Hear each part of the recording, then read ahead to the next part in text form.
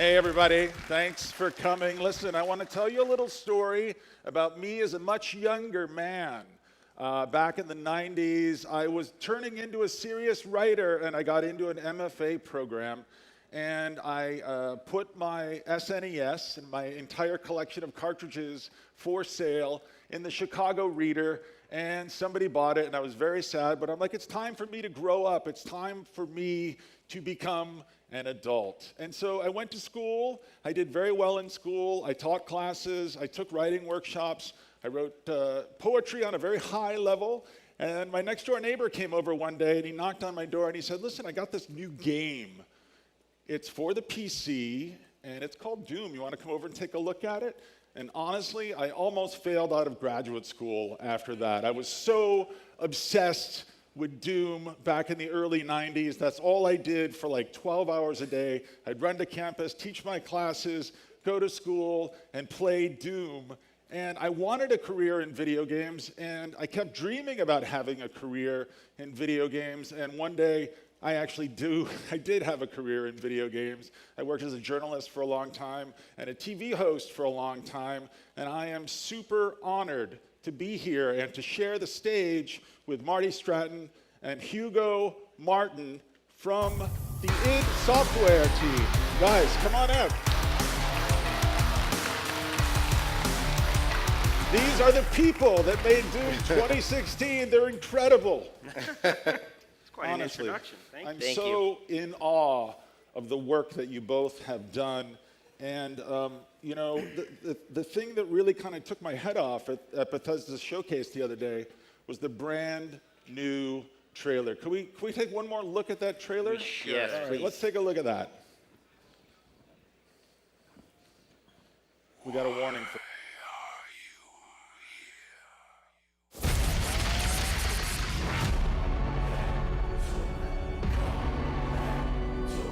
What you interfere with now is bigger than you can imagine. If you continue, you will bring down the heavens' wrath.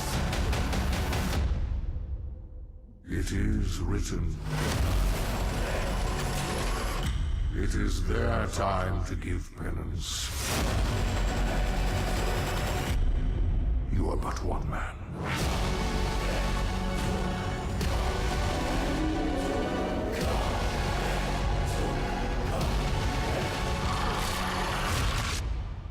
They are no longer your people to save.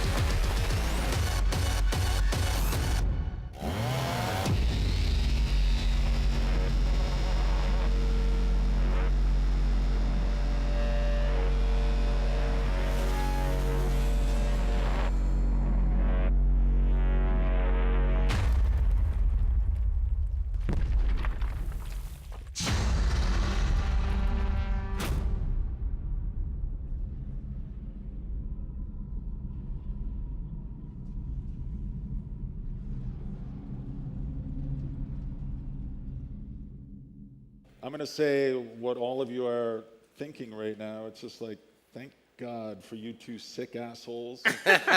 Like, how do you make something like this? That is amazing. Thank you. We got an unbelievable team. I mean, we get to be the ones up here to represent our team at id in Dallas, and we also have a tech team in Frankfurt, Germany.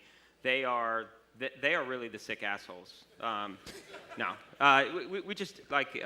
It's a pleasure, frankly.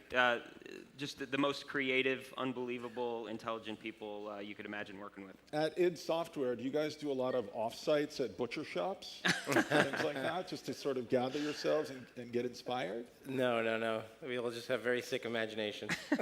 And some pretty messed up reference folders of images. Listen, I loved the last game, and I can't believe you guys committed to making another one because I know that was a hard project. and you found your way through it. What did it take for you guys to say yes to Doom Eternal? We had said yes before we even finished, making Doom 2016. You're right. It was a hard project. It was a journey for our team. I mean, we had to kind of redefine a lot of things about Doom, about our team, the way we worked. We grew quite a bit. And honestly, when you go through that process and you come out the other side, and we launched with a lot of confidence. We knew what we had. I think there was skepticism among fans and among the audience. Like, oh, we'll see. I don't know about id anymore and Doom. That's kind of from the 90s. But we really believed in what we had, and so it was really gratifying to put it out there for the whole team, and then for us to be able to move on from that. And have all of those questions answered. Like we didn't have to say anymore. Like, are we sure that's Doom? Are we sure that's Doom? Like, that's Doom. And now with Doom Eternal, we really have the team's just spreading its wings in new ways. Hugo, I don't know how it's like the old Spinal Tap thing. Like this goes to 11, and I feel like you guys are going to 12 on this one. Yeah. I mean, how do you do that? How do you keep one-upping yourself? You really got to see things through the player of the audience, the eyes of the audience, and it's such a fun brand to work on. You could really do anything. It's a comic book kind of a universe. I think that we laid down the foundation in Doom 2016, and with Doom Eternal, we have an opportunity to flesh out that world even more. The Doom universe. Tonally, the game can kind of do anything. Our hero is just he's awesome. He's so appealing and so it really makes our job pretty easy. It's a very, very fun brand to work with, without question. Now, you guys also showed off a lot of new gameplay at Bethesda Showcase the other night.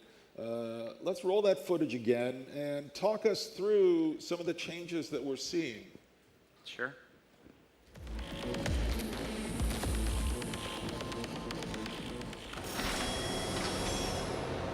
You can't really see it, right?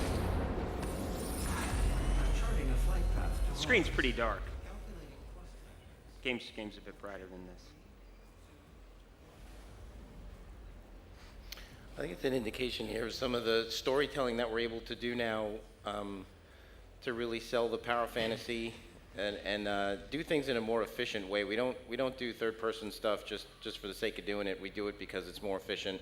Want to get out of the player's way, make him feel like a badass, get right back to the combat. And so just a quick scene here, he just took an escape pod from an asteroid chunk floating in space down to the core of Mars. We always say Doomslayer goes where normal men cannot. So, good example there of going someplace, you fly an escape pod into the core of Mars where there's an ancient kind of gateway. Yeah, right there with the pickups and everything in the world, you see that, to make the game so arcadey looking, it's proud to be a video game. We tell the team all the time, we're not making a cinematic game or an immersive game, we're making a video game. And I think that it's good for our brand, but in particular, as you see, the action is so intense and everything's coming at you at 200 miles an hour that if we don't message things to the player in a really big and bold way, they just won't see it. So that's why the pickups are loud. The weapon wheel is colorized so that way you know how much ammo you have and what ammo type you're getting. So you can make those decisions like in a second. You got a sense there too, like he was out of ammo. You could see the low ammo warning, and move to the chainsaw. This is a lot of the new gameplay loop right here that you're seeing from chainsawing demons to get ammo. Resources are really important, and the way that you control your resources and aggressively manage them is to take them from the demons. So you're seeing a lot of that, whether it's the chainsaw to get ammo or the flame belch where he lights the demons on fire and then shoots them. That big gush of ammo coming out of him, that was from that. So it's a thrilling thing when you're in the middle of combat and you know that all of the resources you need are just in the demons, and you just choose how you rip them out of them. Yeah, what was behind the decision to make all of the weapons and the ammunition to look more like an arcade game? I mean, you're totally not even trying to create like a convincing environment anymore. Again, it's a functional choice, not an aesthetic one. Like, we have to communicate to the player in a really bold way what's going on, otherwise they won't see it. It's kind of the analogy is like you're driving a Ferrari. When you play as the Doomslayer, you're in a Ferrari. you're going like 200 miles an hour. If that sign that I pass by is small and gray, I'm not going to see that thing.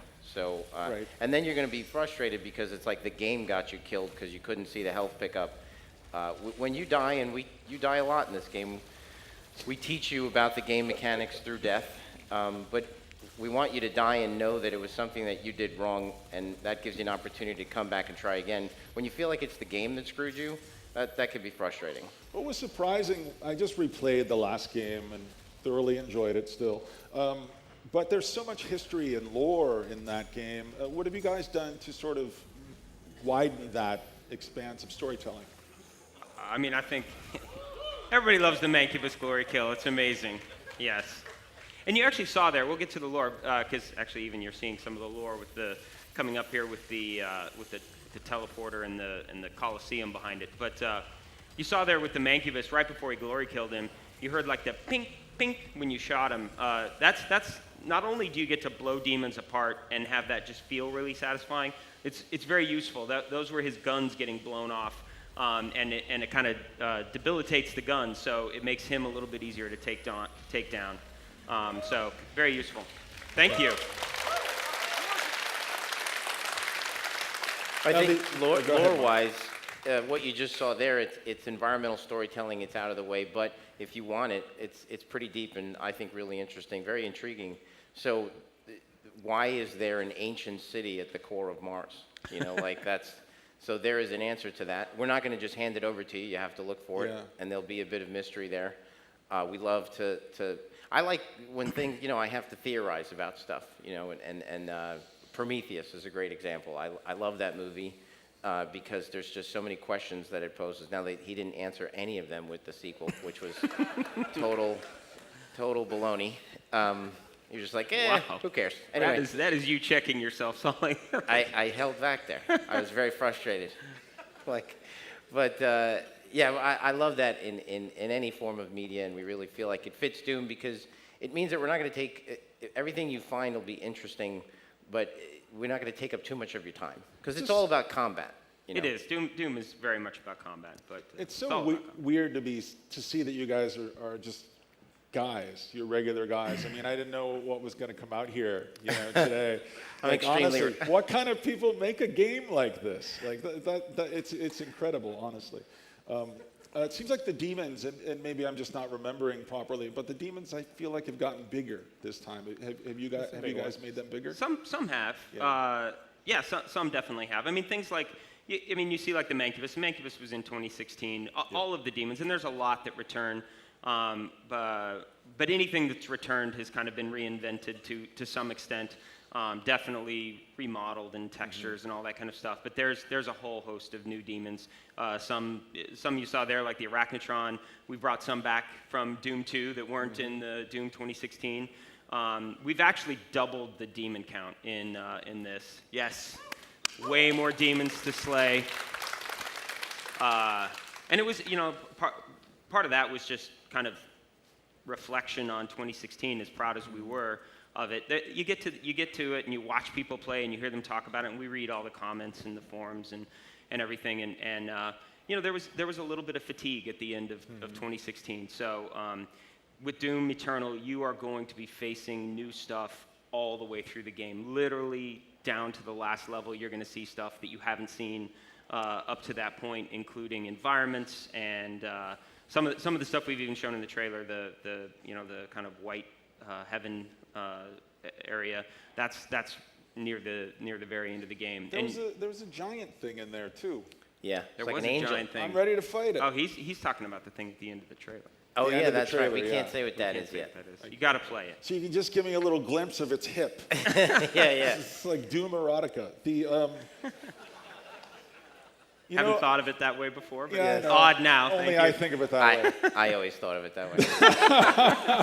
But you know, there was only one. We were talking about this backstage. One female Doom demon. Yes. From the last game, the Summoner, which honestly, that was my least favorite demon to fight with. She was tough. She's so frustrating. She flies everywhere, And I think she's somewhere, and then she's constantly undoing all the good things. I mean, did you model But she this? pushes you, right? She what? She pushes you. I mean, she makes you think. She looked like my ex-wife, honestly. Like she looked. Did you guys model the summoner after my ex-wife? No. No, we should stay far away from this Oh, question. she kept undoing every good thing I did. They kept disappearing. But there are new demons in this one. Yeah, Oh, yeah. yeah, absolutely. And Yeah. can you tell me a little bit about what's your new favorite demon? Can you talk about that? Yes. Well, the Arachnotron is awesome. I like them all. But he's a perfect example of some of the combat puzzle that you're going to need to solve when you play the game. It's like they have a turret on the back of their head. It's tuned really aggressively. I mean, this thing will mess you up big time. But you have the tools to disable that gun. So if your aim is good and you got the right mod on, you could knock it off, and then you basically disable its primary attacks, which changes its behavior. Then it goes into kind of a pressure mode and tries to get up close to the player. So that's one of the. He also jumps up onto the ceiling, which is awesome. So there's a lot of thought put into every element that has gone into this game to make sure that you guys are constantly engaged. You've talked a little bit about your approach to level design, particularly the spaces between combat arenas. Again, let's roll that footage and talk us through the design process a little bit. We're really proud of this video, to be honest with you, because It's only a minute, but it chock shows full. you that there's a lot more going on in Doom than just arena fights. And What are these walls? Like, what is that? That's a new element. they're just wall climb surfaces, you know. It enables us to open up the levels quite a bit, take you to places that you wouldn't have gone to before. We have so many tools now to create an engaging experience for the player, as Marty said, from beginning to end, with things other than just arena fights. Now, we've isolated here just the traversal portions of it, but there's all kinds of stuff in here. And when you combine this stuff with combat challenges, you get, I think some of the best parts of Doom Eternal aren't even in the arenas. I think it's some of this stuff, some of these great little moments that we put you in, and a little puzzle for you to solve, and here comes a mancubus, and I've got this fire hazard here, and there's tentacles coming out of the ground, and I got to open this door. It's awesome. It's really, really fun. And when we talk about puzzles, whether it's a combat puzzle or a level design puzzle, it's all just about giving you an opportunity to think. I mean, like, you play games to think and to have that engagement, and as soon as you stop thinking, even in 2016, when I say people felt fatigued, I think it's that point where they get good with the combat, there's no new enemies to challenge them, they've seen kind of the extents of the levels that we're presenting, and you kind of turn off your brain a little bit. So with Doom Eternal, we're really in every facet, from level design to enemy design to the way the guns work and the number of enemies to the late game environments and the level design puzzles within those, the exploration you still can have. You will not stop thinking throughout the entire game, and then you take that and then you go play battle mode where you continue to think. Those are always my favorite moments in Doom, where they're a little cerebral. They ask a little bit of me, not too much, just a little bit, and then we're back to the fight again. The key is that the solution to every problem in the Doom game should be an aggressive one. Like, you always have to be aggressive. And so it's never going to be like, oh, you should hide for like 10 minutes. Have you guys ever? Or even 1 second. There are literally demons designed to, as soon as the player stops, to chase them and kill them. Like, just to prove, just to make sure that you do not, there is no reinforcement that Doom is not about movement. That feeling that you never know what's going to be around the corner, I think we've captured, which I think was in the original Doom games too. Like, you kind of, not that you were scared, but the game was always surprising you. And that's key. We really have a lot of ways to surprise you this time. But again, the solution always to just barrel ahead, be aggressive. Doom Eternal, that's the headline. No camping this time, guys. No. No camping at No, all. there's not a lot of camping in 2016. There never was. Yeah, I'm just no. kidding. You will die horribly if you camp. I mean, there were lots of surprises at Bethesda Showcase the other day, but the biggest surprise of all is Snap Map is out for now, and Battle Mode is in. Have you guys seen this? Like, this is incredible. Let's check out the teaser.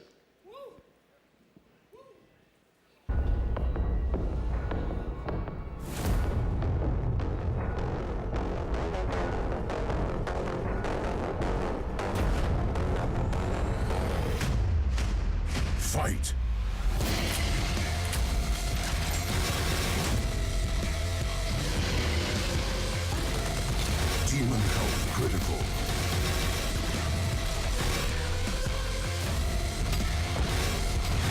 Slayer health critical. Slayer killed. Round 2.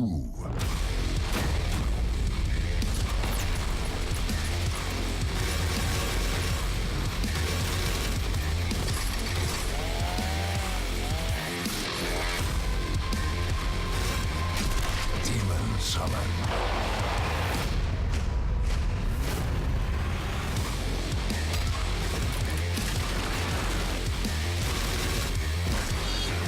Final round. Fight!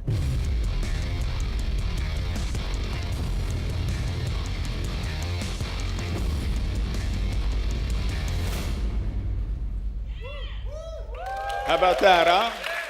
That mode Thank you. that mode is every bit as engaging and as fun as single player. Yeah. It is awesome. We're really proud of it. Are you guys naturally multiplayer gamers? You guys play a lot of multiplayer gaming? We play everything. Okay. So You know. what was the inspiration for this? Where did it come from? Came from Doom, honestly. I think that was the big thing. Is we when we look back at Doom 2016, we gave people an experience that they freaking loved, playing as the Slayer in the campaign, and then they didn't get to take that experience online, and they didn't get to experience it that same rush with their friends. So this was born purely of Doom. We've built it internally, right alongside the campaign. It is the Doom experience, but with your friends. So you play as the Slayer, or you play as one of 2 demons. There's various demons you can choose from, but it's 1v2 in a round-based arena fight. The demons work strategically. The Slayer uses his skill and his full-loaded arsenal. It's just phenomenally fun. I think everybody's just gonna. Yeah. I think you get out there, you're just gonna love it as soon as you get it in your hands. One of the key pillars is like we wanted to make something that was fun to watch, that death wasn't as frustrating, and that you could overcome somebody's Twitch skills with strategy and teamwork. Like when you go head to head with somebody, like in our previous multiplayer, if your thumbs were better than my thumbs, I couldn't overcome that. But in this one, you could take a highly skilled player and beat him with strategy and teamwork, which we think, is really, really awesome. It's also, it's got incredible pacing. There's like a really varied pace to the experience with some really, lot of drama. And it's very digestible. It's quick and it's fun. So I've had great experiences 15 minutes before a meeting where I got in a quick couple of rounds and see who could win. And I've had great ones where we sat there for 2 hours and went at it. It's funny how accessible it is, because it's loaded with metas. I mean, single player's got a lot of metas, and certainly PvP does as well. So you always feel like you're figuring something out, and every time you die, you're like, no, I know what I could do this time. I know I could beat him. And surprisingly competitive, like extremely competitive. Can you play this on the show floor? No. Can't play that on show. Okay, We're going to talk about it more quick. Okay. Lot of deep dive there. But can I ask one last question about Sure, it? Okay. absolutely. Battle mode. If you were going to go into battle right now, and we're not going into battle right now, but if you were, who's your favorite demon? Who would you play as? Are we allowed to say the demons? Oh, the new ones. They're new ones. We can't talk about. Honestly, one of the a really fun one is the Revenant. We show him there, and he just.